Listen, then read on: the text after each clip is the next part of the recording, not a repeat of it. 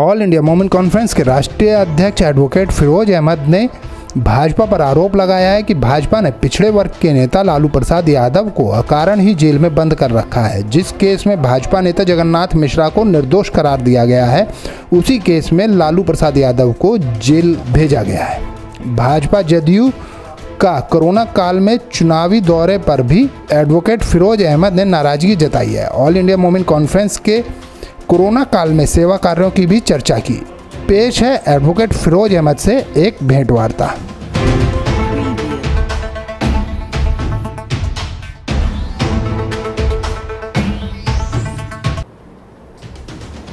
फिरोज साहब, बिहार में चुनाव होने जा रहे हैं, कोरोना काल में क्या ये बिहार में चुनाव इस समय उचित रहेगा? देखिए, जहाँ तक चुनाव का सवाल है, अभी जो है सबसे जो स्थिति कोविड-19 का है, उस कोविड-19 में सबको अपना जान पहले प्यारा है और जान से बढ़कर करके लाइफ से जो ह्यूमन राइट्स है, जो ह्यूमन लाइफ है, वो सबसे इम्पॉर्टेंट है। और अभी इस हाल में वहाँ बाढ़ भी बहुत है, पूरे प्रदेश में काफ़ी हद तक 3/4 स्टेट जो है बाढ़ के अंदर चपेट में है। वो देखते हुए चुनाव को कुछ हद तक टालना चाहिए और केवल पावर के लिए काम नहीं करना चाहिए, बल्कि लोगों को भलाई के लिए काम करना चाहिए। अच्छा, बाढ़ की बात करें तो लगभग हर साल बाढ़ में आधा बिहार, 3/4 बिहार तबाह हो जाता है। इसका आज तक कोई भी सरकार, देखिए, इसका कारण यह है कि जो कोई भी सरकार रही, उसका पॉलिटिकल विल नहीं रहा है। अगर हम चाहते तो इस बाढ़ को, ये जो पानी कहते हैं नेपाल का दोष देते हैं, उस नेपाल के पानी को अपने में उसको डैम बना करके या ऐसा हम यूटिलाइज कर सकते थे जो हमारे लिए, बिहार के लिए मतलब सालों भर पानी प्रोवाइड करता और उपजाऊ के लिए भी पानी प्रोवाइड करता, पीने के लिए भी पानी प्रोवाइड करता। लेकिन आज तक किसी ने इसका इंतज़ाम नहीं किया, क्योंकि लोग जो है वो पावर में रह करके और पावर का दुरुपयोग किया, उसको प्रॉपरली जनता के हक में उपयोग नहीं किया। बात करें कोविड के बाद में बिहार, मतलब कोविड में दिल्ली से या बाहर से जो प्रवासी मजदूर जो गए, वहाँ पे अब कोरोना की स्थिति और भयंकर होती जा रही है, लगातार बढ़ रही है। हालांकि सरकार दावा कर रही है कि वो निपटने में सक्षम है, लेकिन क्या आपको लगता है कि बिहार सरकार इस कोविड से निपटने में सक्षम है? देखिए, बिहार सरकार की केवल बात नहीं है, जो लॉकडाउन उन्होंने किया और मजदूरों को गुजरात में, दिल्ली में, आपको बॉम्बे में जिस तरह से मजदूरों को इकट्ठा कर करके इन्होंने लॉकडाउन के वक्त रखा, वही गलत डिसीजन था। उस वक्त मजदूर अगर अपने अपने घर निकल गए होते तो वो इन्फेक्टेड नहीं होते, और वो आज जो अपने अपने गांव में गए हैं या अपने देश प्रदेश में गए हैं, वहाँ ये इन्फेक्शन नहीं होता।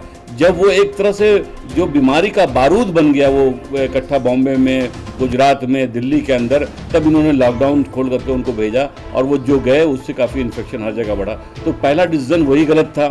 और अब जो है उसमें कुछ कमी हमारे लोगों की भी है कि वो जो है जो लॉकडाउन का प्रोसेस है, मास्क का है या जो डिस्टेंस का है, सोशल डिस्टेंस का है, सैनिटाइज़र, वो उसका ध्यान हम नहीं रखते हैं, लोग नहीं रखते हैं, जिसकी वजह से वो फैल रहा है। सरकार उसमें दोषी ज़रूर है, कोई इंतज़ाम नहीं है वहाँ पे, और सरकार बहुत हद तक फेल कर गई है वहाँ पे। लेकिन उसका कारण ये है कि जो लॉकडाउन का जो प्रोसेस शुरू हुआ वही गलत हुआ, और जब ये बारूद बन गए तब इन्होंने भेजा सब जगह, उससे काफ़ी हद तक हर स्टेट को, झारखंड को भी नुकसान हुआ, बिहार को भी हुआ और दूसरे राज्यों को भी इससे नुकसान हुआ। अच्छा, बात करें, आप ऑल इंडिया मोमिन कॉन्फ्रेंस के राष्ट्रीय अध्यक्ष भी हैं, तो कोरोना काल में ऑल इंडिया मोमिन कॉन्फ्रेंस की क्या भूमिका है? देखिए, ऑल इंडिया मोमिन कॉन्फ्रेंस एक सामाजिक संस्था है और हम लोगों ने इस कोरोना काल में जितना हो सकता था, जो हमारे पास हमारी जो कैपेसिटी थी पैसों की, हम लोगों ने काफ़ी राहत का काम किया। लोगों को घर घर तक हम लोगों ने फूड किट भी पहुंचाया। उसमें रास्ते में हम लोगों ने, लोग जो प्रवासी मजदूर चल रहे थे, उनको हम लोगों ने खाने पीने का इंतज़ाम का भी किया। हम लोगों ने काफ़ी, उसमें हमारे लोग बॉम्बे के अंदर तो काफ़ी लोगों ने यहाँ तक के घरों में, गलियों में जाके सैनिटाइज किया गलियों को भी, और काफ़ी काम हद तक जो कर सकती थी। चूँकि सरकार कितनी बड़ी हमारी तो इंफ्रास्ट्रक्चर नहीं है, लेकिन मोमिन कॉन्फ्रेंस के बाद जितने लिमिटेड रिसोर्सेज थे उसका डबल उपयोग किया और लोगों को राहत पहुँचाने की कोशिश की उसमें। आने वाले बिहार चुनावों में, क्योंकि एक मोमिन कॉन्फ्रेंस भी एक भारत की पुरानी संस्थाओं में से और मजबूत संस्थाओं में से है, तो बिहार चुनाव में मोमिन कॉन्फ्रेंस का क्या रुख है? देखिए, बिहार में आप जानते हैं, बिहार एक हमेशा क्रांतिकारी राज्य रहा है।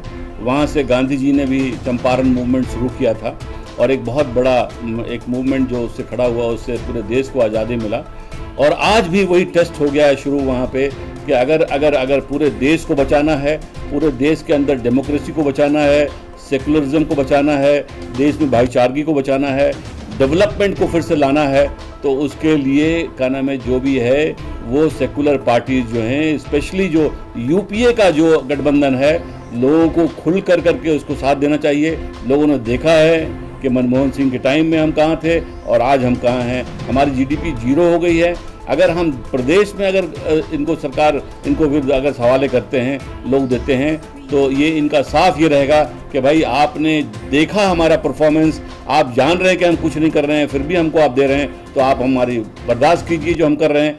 तो अगर आप ये चाहते हैं कि वहाँ की जनता उस तरह से फिर बर्दाश्त करते रहे, तो 5 साल के लिए बिहार में फिर कोई तरक्की, कोई काम नहीं हो सकता है और वहाँ सिवाय अराजकता का और कुछ भी नहीं हो सकता है। इसको बचाने के लिए, जो सेकुलरिज्म को और डेमोक्रेसी को बचाने के लिए, वहाँ के लोगों को, आम जनता में डेवलपमेंट लाने के लिए यूपीए ही एक सबसे बड़ा गठबंधन है जो उस राज्य को उभार सकती है, जो उस राज्य को निकाल सकती है।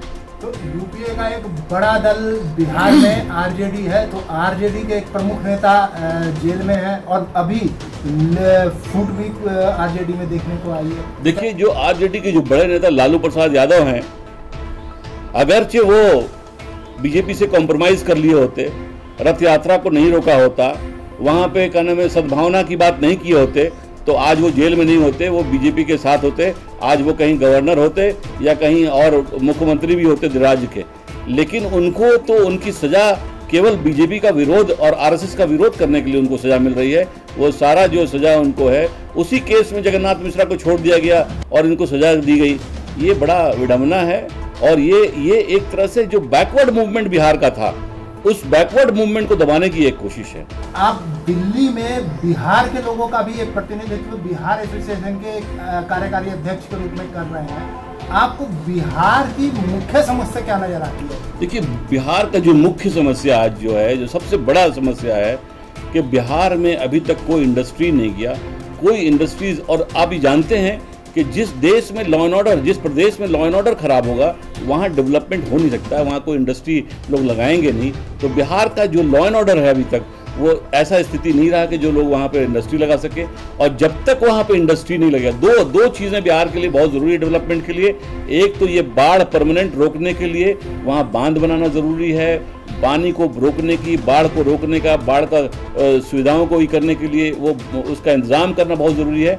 और दूसरा, इंडस्ट्रीज़ लगा करके वहाँ पे नौकरी का मुहैया कराना ज़रूरी है, ताकि लोग हमारे वहाँ से दूसरी जगह ना जाएं, वहाँ रह करके काम कर सकें और अपने कमाई कर सकें और देश को, उस प्रदेश को आगे बढ़ाने में योगदान कर सकें। आप एक सामाजिक और राजनीतिक नेता भी हैं, जनता को क्या संदेश देना चाहेंगे? जनता को मैंने यही कहा कि भाई चाहे जो भी हो, कोरोना हो, चाहे जैसे भी हो, अगर इलेक्शन होता है बिहार के अंदर, तो उसी फोर्स को मजबूत करें जो लोग देश को अब तक यहाँ तक ले आए हैं।